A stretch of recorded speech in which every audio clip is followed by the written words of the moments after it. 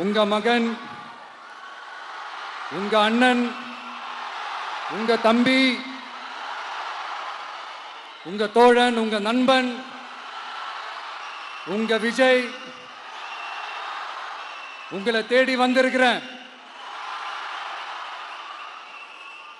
இந்நேரம் திமுக கையில் அந்த முழு பவரும் இருந்திருந்தா, இந்நேரம் ஸ்டாலின் சார் கையில் அந்த முழு பவரும் இருந்திருந்தா கண்டிப்பா இந்த நிகழ்ச்சி நடந்திருக்காது. ஏதாவது ஒரு முட்டுக்கட்டையை போட்டு நம்மளை வரவிடாம பண்ணியிருப்பார். ஆனா இப்பதான் அவர் ஒரு அதிகாரம் இல்லாத ஒரு முதல்வரா அப்படியே இருக்காருல்ல. ஒரு கேர்டேக்கர் கவர்மெண்ட்னு சொல்லுவாங்க இந்த பீரியடை. ஸோ அப்படி இருக்கிறதுனாலயோ என்னமோ கொஞ்சம் ஈஸியாக வர முடிஞ்சதுன்னு நினைக்கிறேன். அது மாதிரி இந்த திமுக கவர்மெண்ட் நமக்கு எவ்வளவு பிரச்சனைகள், எவ்வளவு நெருக்கடிகள், எவ்வளவு அவதூறுகள், அவங்களையும் தாண்டி இன்னும் சில பேர் இன்னும் நிறைய அவதூறுகள் எல்லாமே பரப்புனாங்க.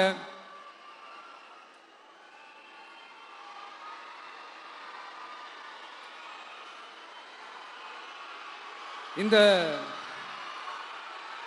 திமுக கூட்டணிக்கும் பாஜக கூட்டணியுமே இவங்க ரெண்டு பேருமே வெளியில வேணா தனித்தனியா இருப்பாங்க, ஆனா உள்ளுக்குள்ள இவங்க ரெண்டு பேருமே ஒண்ணுதான். இவங்க ரெண்டு பேருக்குமே ஒரே நோக்கம் தான். அது என்ன நோக்கம் தெரியுமா? உங்களுக்காக நல்லது செய்ய, உங்களுக்காக உழைக்க, உங்களோட கூடவே நிற்க இந்த விஜய் வந்துடக்கூடாது. அதுதான் அவங்களுடைய அந்த நோக்கமே. ஏன்னா இந்த விஜய் வந்ததிலிருந்து அவங்க நிறைய இந்த ஊழல்லாம் செஞ்சுக்கிட்டு இருந்தாங்கல்ல, ஒரு லிஸ்ட் போட்டு சொன்னல, அதெல்லாம் அவங்களால செய்ய முடியாம போச்சு. எல்லாத்துலயும் மண்ணு விழுந்துருச்சு. அதனால சம கோபத்தில் இருக்கிறாங்க என் மேல. அதே மாதிரி அடுத்து ஆட்சிக்கு வர முடியாத ஒரு சூழ்நிலையை மக்களே நீங்களே ஆல்ரெடி உருவாக்கிட்டீங்க. இந்த கூட்டணி கணக்கு, அந்த கணக்கு, இந்த கணக்கு எதுவுமே எடுபடல. இந்த அரித்மேட்டிக் கணக்கு, மேத்தமேட்டிக்ஸ் கணக்கு எல்லாமே மண்ணுக்குள்ள புதைச்சிட்டீங்க. அப்புறம் இந்த கொள்ளையடிச்சு வச்சிருக்கிற இந்த பணத்தை எல்லாம் வச்சு கல்லாப்பட்டி கூட்டணின்னு ஒன்று சேர்த்து வச்சிருந்தாரு. அது எல்லாமே இப்ப கலகலத்து போய் நிக்குது. டாப் தனியா, பாட்டம் தனியா, ரீப்பர் தனியா, ஜாயிண்ட் தனியா, அப்படி நிக்குது தனித்தனியா. எல்லாமே அப்படியே ஒட்ட வச்சுக்கிட்டு இருக்கிறாரு. கூட்டணி கட்சிக்காரங்களே ஒருத்தருக்கு ஒருத்தர் ஓட்டு போட்டுக்க மாட்டாங்க போல் இருக்கு. அப்படி இருக்கு நிலைமை இந்த திமுக கூட்டணியில. சரி, இவங்களுக்கு தான் இந்த நிலைமைன்னு பார்த்தா இந்த பாஜக தலைமையில் மற்றும் பலர் அவங்க நிலைமை இன்னும் மோசமா இருக்குது. அதனால மக்களே, இந்த திமுகவோட நேரடி கூட்டணிக்கும் மறைமுக கூட்டணிக்கும் நம்ம மேல காண்டு.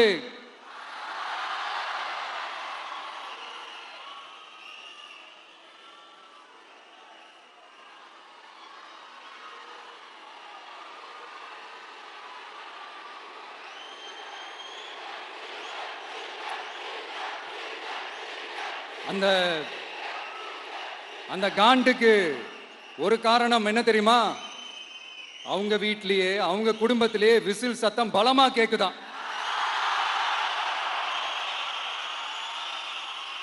அடுத்த காண்டு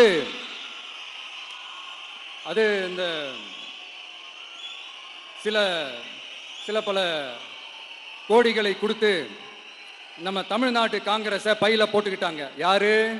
ஸ்டாலின் சார். ஆனா உண்மையான காங்கிரஸ் யாரு பக்கம் நிக்குது? நம்ம பக்கம் நிக்குது.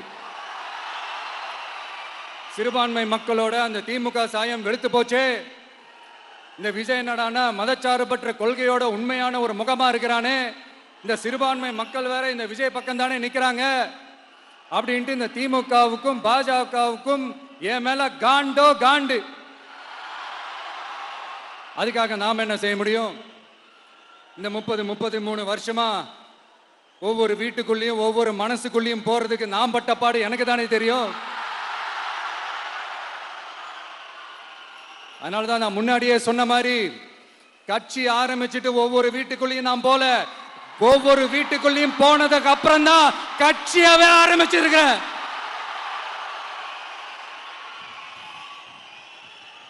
இது இந்த அரசியல் இரசியல் எல்லாத்தையும் தாண்டி இருக்கிற ஒரு உறவு, கட்சி கிட்சி எல்லாத்தையும் தாண்டி இருக்கிற ஒரு உறவு. இது ஒரு பூர்வ ஜென்ம பந்தம். இது சும்மா இந்த அரசியல் ஆதாயம் தேடுறவங்களுக்குலாம் இது என்னன்னே புரியாது.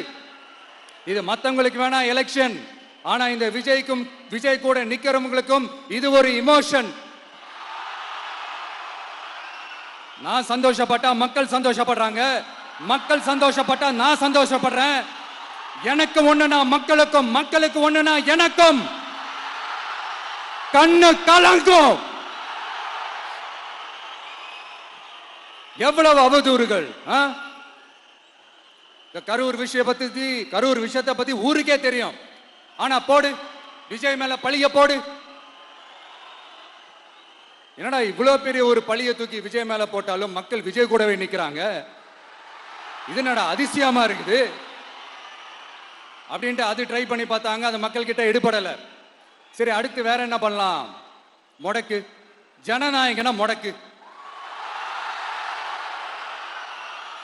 படத்தை முடக்கினா கொஞ்சம் பையன் கொஞ்சம் டிஸ்டர்ப் ஆயிடுவான், அதனால படத்தை முடக்கி. இது யாரு முடக்கினாங்கன்றது உங்களுக்கே தெரியும், அது நான் சொல்ல வேண்டிய அவசியம் உங்களுக்கு இல்லை. ஆனா இவனாடா இவன் படத்தை முடக்கினாலும் அவன் பாட்டுக்கு அதை கண்டுக்காம அவன் பாட்டுக்கு அவன் வேலையை பார்த்துட்டு போயிட்டே இருக்கான், அதுவும் எடுபடலை. சரி, அடுத்து வேற என்ன பண்ணலாம்? போடு, எஸ்ஓபின்னு ஒண்ணு போடு. விஜய்க்கு மட்டும் தனியா ரூல்ஸ், தனியா ரெகுலேஷன்ஸ், தனியா கண்டிஷன்ஸ் அவனுக்கு மட்டும் போடு. மற்ற கட்சிகள்லாம் விடு, விஜய்க்கு மட்டும் தனி கண்டிஷன்ஸ் போடு. அவன் வெளியவே வரக்கூடாது, மக்களை சந்திக்கவே கூடாது. என்னாச்சு? அதுவும் எடுபடல. சரி, அடுத்து வேற என்ன பண்ணலாம்? நம்மளை சுத்தி இருக்கிறவங்களை வச்சு, அதாவது இத்தனை வருஷமா வெயிட் பண்ணி இப்போ எலெக்ஷனுக்கு 30 நாளைக்கு முன்னாடி கரெக்டா அந்த டைம் பார்த்து ஒரு அவதூறு பரப்ப வேண்டியது, அது என்னன்னு உங்களுக்கே தெரியும். அதுவும் மக்கள் கிட்ட எடுபடல. அது மாதிரி எத்தனை சோதனைகள், எத்தனை வேதனைகள் நீங்க கொடுத்தாலும் இந்த திமுக நாளையோ இல்ல இந்த பாஜக நாளையோ இல்ல இந்த மற்ற பலர் நாளையோ இல்ல எந்த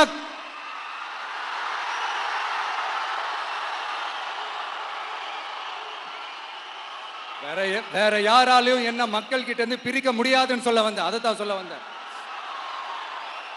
ஒவ்வொரு வீட்டில் இருக்கிற ஒவ்வொரு விஜயும் இருக்கிற வரைக்கும் என்ன மக்கள் கிட்ட இருந்து பிரிக்கவே முடியாது. இப்படி இந்த சொந்த பந்தம் இவ்வளவு ஸ்ட்ராங்கா இருக்கிறதுனாலதான் நான் முன்னாடியே சொன்னேன், 234 தொகுதியிலும் இந்த விஜய் தான் வேட்பாளர் அப்படின்னு தான் அதை நான் செஞ்சிருக்கிறேன். ஏன்னா நம்மளுடைய வேட்பாளர்கள் யாரும் டாட்டாவோ பிர்லாவோ அம்பானியோ அதானியோ கிடையாது. நம்ம வீட்டில் இருக்கிறவர், நம்ம குடும்பத்தில் இருக்கிற ஒருத்தரை தான் நான் வேட்பாளராக செலக்ட் பண்ணியிருக்கிறேன். அப்படி செலக்ட் பண்ணி தான் உங்ககிட்ட நான் ஒப்படைச்சிருக்கிறேன். அதனால அந்த வேட்பாளர் வேற, இந்த விஜய் வேற அப்படின்னு நினைச்சிடாதீங்க. இந்த விஜய் தான் வேட்பாளர், அந்த வேட்பாளர் தான் விஜய். இத்தனை வருஷம் யார் யாருக்கோ ஓட்டு போட்டீங்க, ஆனா இந்த வருஷம் உங்க வீட்டில் இருக்கிற ஒருத்தருக்கு, உங்க வீட்டில் இருக்க நம்ம குடும்பத்தில் இருக்கிற ஒருத்தருக்கு நம்ம ஓட்டு போட போறோம். அந்த வேட்பாளர்களுக்கு நீங்க ஓட்டு போடுறது நமக்கு நாமளே ஓட்டு போட்டுக்கிற மாதிரி, அந்த வேட்பாளர் ஜெயிச்சா நாம ஜெயிச்ச மாதிரி. இப்படிப்பட்ட ஒரு எமோஷனலான ஒரு எலெக்ஷனை தமிழ்நாடு இல்ல இந்தியாவே பார்த்திருக்காது. இது நீங்க எவ்ரி 5 years வர ஒரு எலெக்ஷன் மாதிரி இதை நினைச்சிடாதீங்க. இது வேற, இது ஒரு அதிசய எலெக்ஷன். 50 வருஷத்துக்கு ஒரு வாட்டி நடக்கிற ஒரு எலெக்ஷன் மாதிரி. அதனால அந்த சான்ஸை மிஸ் பண்ணிடாதீங்க மக்களே. ஒரு காமராஜர் தானா, ஒரு அண்ணா தானா, ஒரு எம்ஜிஆர் தானா நம்ம தமிழ்நாட்டுக்கு? அவங்கள மாதிரி வேற யாருமே வந்துட மாட்டாங்களா அப்படின்னு நீங்க ஏங்கினது எனக்கு தெரியும். அதை மனசுல வச்சுக்கிட்டு தான் நம்ம டிவிக்கே வந்திருக்கிறோம். நம்ம டிவிக்கு யார் யார் மாதிரி எல்லாம் உழைக்கும் சொல்லவா? ஐயா முத்துராமலிங்க தேவர் மாதிரி, ஐயா வீரன் சுந்தரலிங்கம் மாதிரி, ஐயா வாபுசி மாதிரி, ஐயா அழகு முத்துக்கோன் மாதிரி, ஐயா கட்டமம்மன் மாதிரி, ஐயா ஒண்டி வீரன் மாதிரி, ஐயா குரூஸ் பெர்னாண்டஸ் மாதிரி மாதிரி ஒட்டுமொத்த தமிழ்நாட்டு மண்ணுக்கும் உழைச்சிக்கிட்டே இருக்கும். இந்த எலெக்ஷன்ல நம்ம டிவிக்கு ஆட்சி அமைஞ்சா அதென்ன அமைஞ்சா அமைக்கிறோம். எப்படி அமைக்கிறோம்? நம்ம டிவிக்கு ஆட்சி அமைஞ்ச உடனே பெண்கள், இளைஞர்கள் எல்லாருமே நல்லா இருப்போம், நல்லா இருப்போம், நல்லா இருப்போம். விவசாயிகள், மீனவர்கள், உழைக்கிற மக்கள் எல்லாருமே நல்லா இருப்போம், நல்லா இருப்போம், நல்லா இருப்போம்.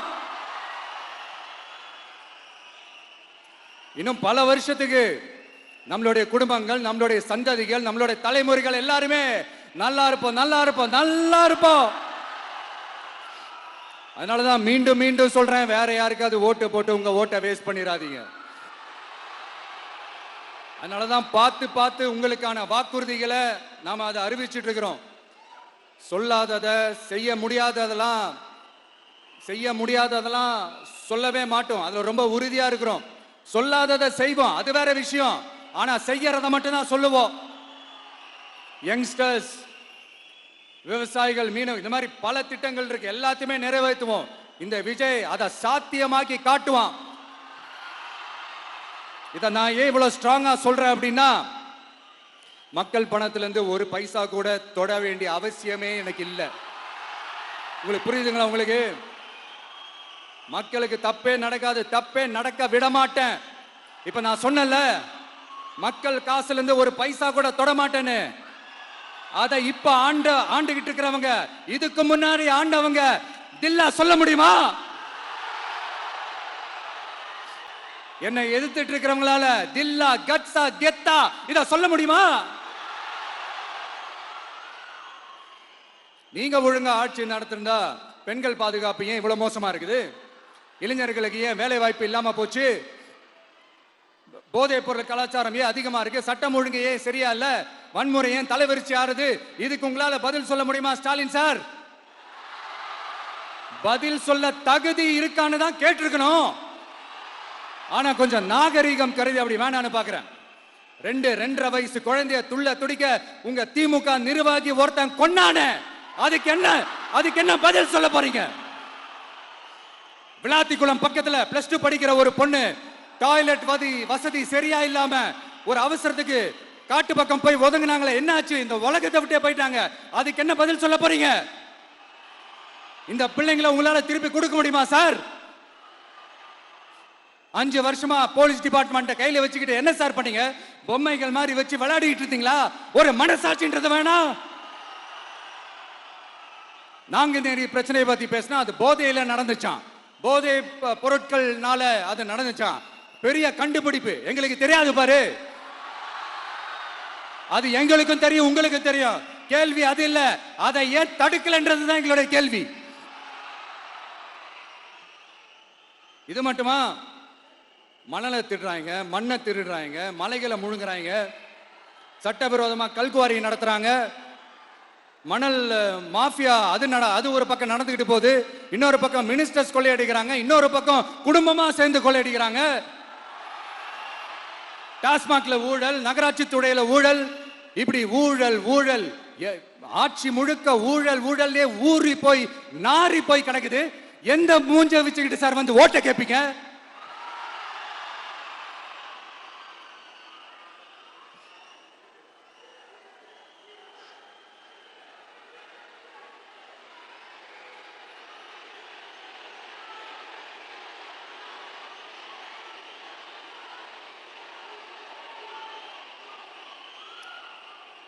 இந்த எலெக்ஷன் சும்மா உங்க பணத்தை எல்லாம் வச்சுக்கிட்டு ஒன்னும் கிழிக்க முடியாது. உங்க பணத்தை எல்லாம் வச்சு மக்கள் எல்லாம் விலைக்கு வாங்கவே முடியாது. இது ஒரு மாற்றத்திற்கான ஒரு எலெக்ஷன். ஒட்டுமொத்த தமிழ்நாட்டு மக்களும் அந்த மாற்றத்தை கொண்டு வர போற அந்த எலெக்ஷன். இது உங்களாலேயோ இல்ல அந்த மற்றும் பலர்னாலேயோ ஒன்னும் தடுக்க முடியாது. அதனால மக்களே, ஏப்ரல் 23ஆம் தேதி காலையில சும்மா பக்காவா ரெடி ஆயிட்டு வீட்டில் இருக்கிற சாமியெல்லாம் கும்பிட்டுட்டு உங்க ஓட்டர் ஐடி கார்டை கையில் எடுத்துக்கிட்டு முதல்ல பூத்துல போய் நின்று அந்த விசில் சின்னத்துக்கு நேரா இருக்கிற அந்த பட்டனை ஒரு அழுத்துங்க.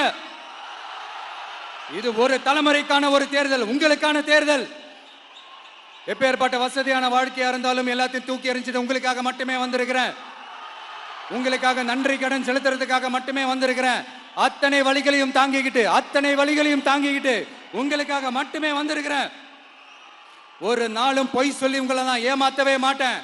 இந்த 4 முனை போட்டி, 40 முனை போட்டி, எத்தனை முனை போட்டின்னு எத்தனை உருட்டினாலும் இங்க 2 முனை போட்டி மட்டும்தான். இன்னொன்னு எஸ், ஒன்னு டிவிகே, இன்னொன்னு டிஎம்கே.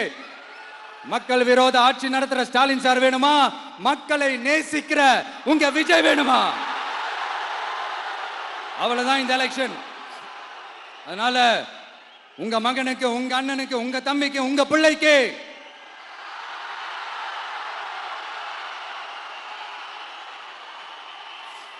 ஒரே ஒரு வாய்ப்பு கொடுங்க. தயவு செஞ்சு விசில் சின்னத்துக்கு ஓட்டு போடுங்க. இது ஒரு விசில் புரட்சி தேர்தலா இருக்கணும். நான் தன்னந்தனியாளு, நீ எல்லாம் நம்ம அப்பாரு, கொஞ்சம் நவந்தனா இங்க 8 கோடி பேரு, மிரல போது ஸ்டேட்டு நம்ம விசில் சத்தம் கேட்டு, நல்ல வங்க வாழ இங்க விசில் கடி ஓட்டே. கடைசி நம்பிக்கை மக்களை தேடி வருது, அதை இறுக்கி பிடிச்சு ஒரு வரலாறு எழுது. உங்க விஜய், நான் வரேன். விசில் அடிக்க ரெடியா? கான்பிடண்டா இருங்க, நல்லதே நடக்கும், வெற்றி நிச்சயம். மீண்டும் சந்திக்கும் வரை நன்றி, வணக்கம்.